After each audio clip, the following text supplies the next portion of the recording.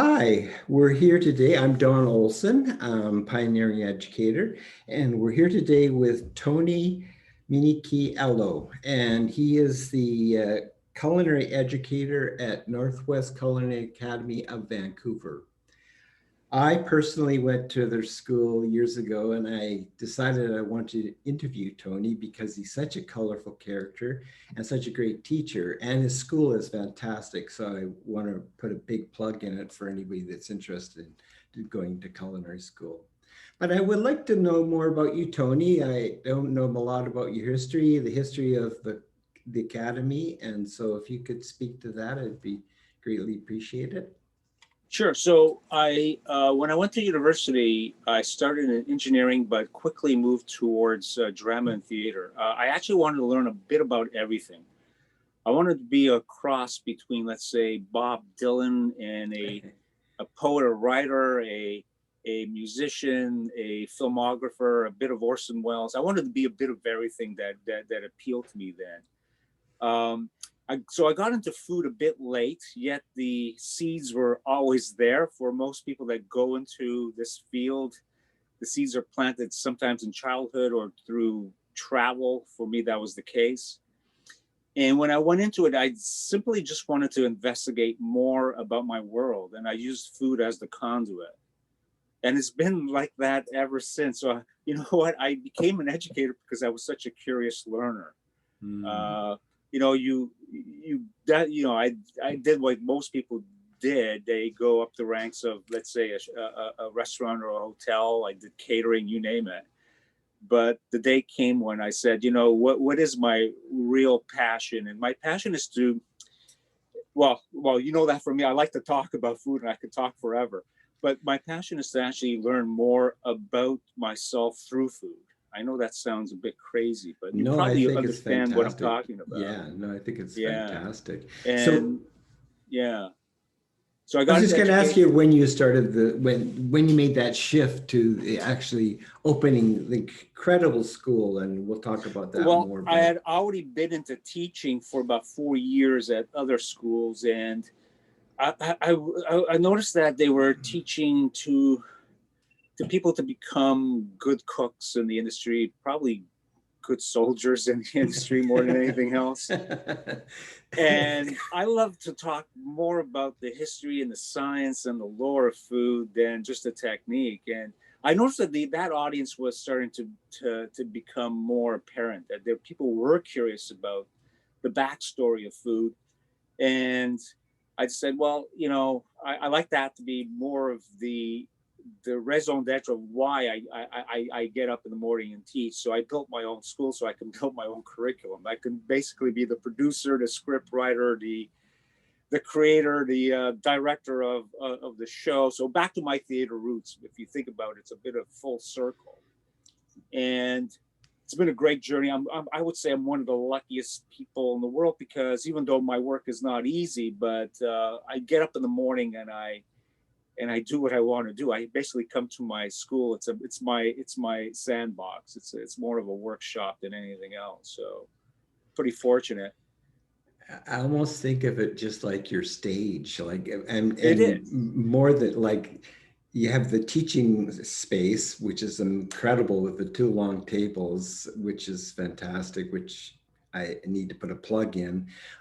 But then you have all the stoves, and so it's really And since your day, we've updated because one of the things that I always wanted to do with that stage is give it a lot more color, make it look nice. more like studio than industry.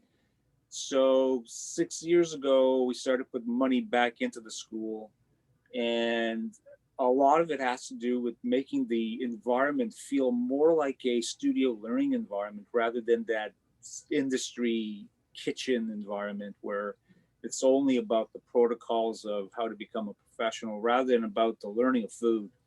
Um, so yeah, it's interesting to say it's a stage. It's it's because it's something that you can really take care of when you treat it as if it's your stage.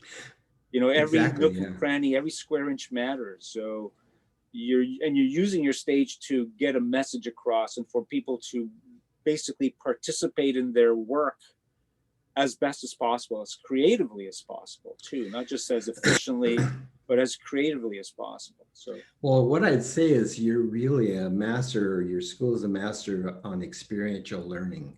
Like yes, you give the instructions and you lay out the steps, and then you just send people to the stove and away they work. And so they have the experience, then they come back to the table and they eat the food, they share the food, and they share it with their instructors, and then they get critiqued, and so and then they get evaluated, and then they think, well, what can I do to do that better? So that's yeah. very experiential learning. So And I think we've taken it to another level ever since we made that kind of learning more of the focus of the curriculum, meaning that we've allowed creativity to seep more into the day than before. Because before we wanted you to focus on making sure you recreate the techniques that we showcase. Now we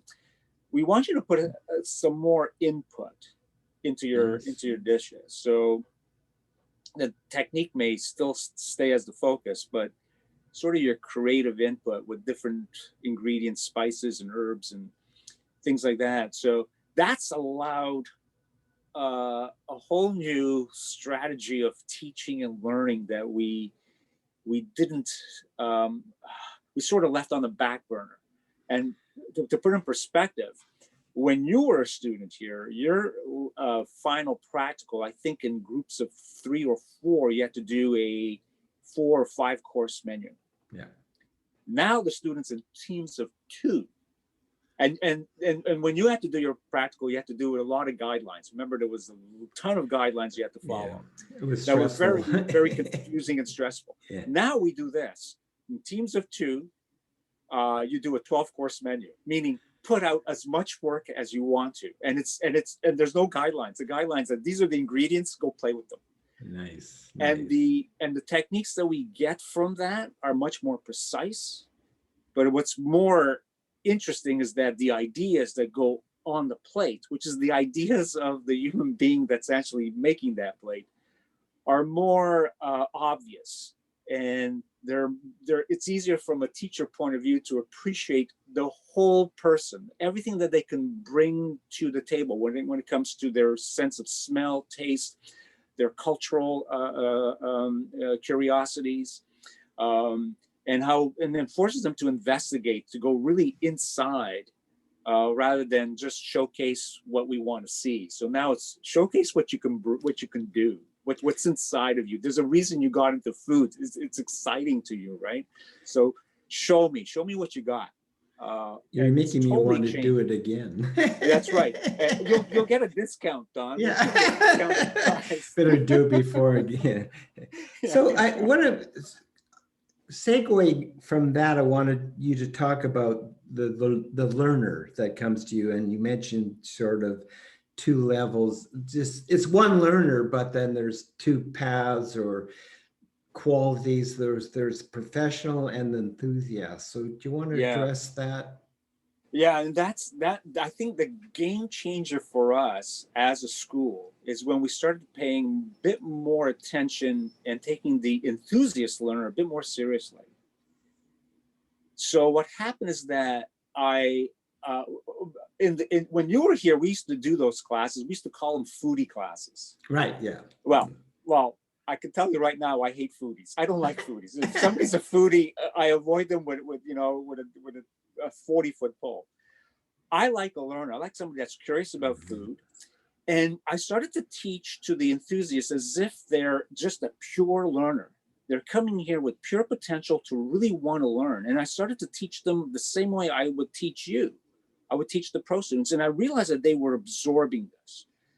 They were actually not only absorbing it, but what freaked me out is that they were thankful that I treated them with that kind of respect, that they are smart. They weren't born yesterday.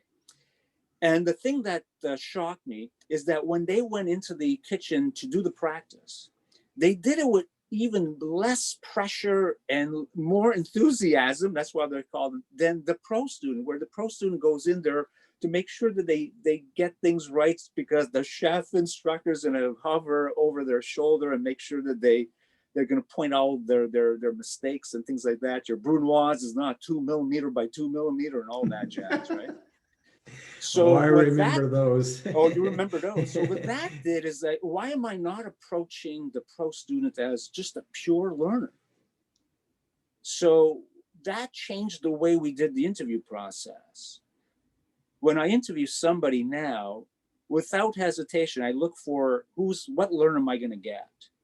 And that's the person that I care about. Makes no difference whether they have industry experience or not. So when I interviewed you, I knew you knew something about food. First of all, because of the work that you do, but you have that experience with food. Whether you were in the industry didn't make a difference to me. But now when I receive somebody that's young, that's maybe career changing, they did a sociology degree, but you know what, food is something on their mind. But they come to me and they say, "But I don't have industry experience." I go, "Yeah, but tell me who you are as a learner. Are you open-minded? Are you curious? Is food is something that you've always wanted to investigate, and you still do? It's something that you think about a lot, you read about a lot. When you're going to a restaurant, you look at the menu, you analyze the menu. When somebody eats something that's different than you, you're curious to taste. These are the things that are important to me. Who are you as a learner? If that's who you are, great. This is the right school for you." I love it. I'm not here to beat you down on how to be a good soldier for this industry. That's not my job. So one of the things you were asking me before the interview is like, what title do you want? It's just chef. I'm just Tony. Right. In fact, I don't. We stopped the yes chef stuff in our school 6 years ago. I told the students, you're not allowed to say yes chef as if this is the military. Don't demean me as somebody that's your commandant. I'm your teacher, not your commandant. But let's just focus on food. So if you have a question, make it about food. Make it about what you want to learn about it, rather than what behavior do I need to adopt so that I'm going to survive this very demanding industry. So again, whether pro or non-pro, I don't care. I just look at the human being. I teach the human being for the world of food, not for the industry, whether it's for your own kitchen or for whatever path you want to take. Bless you. But I'm going to try to do my best to fulfill your potential as a food learner. So that's been sort of the big shift.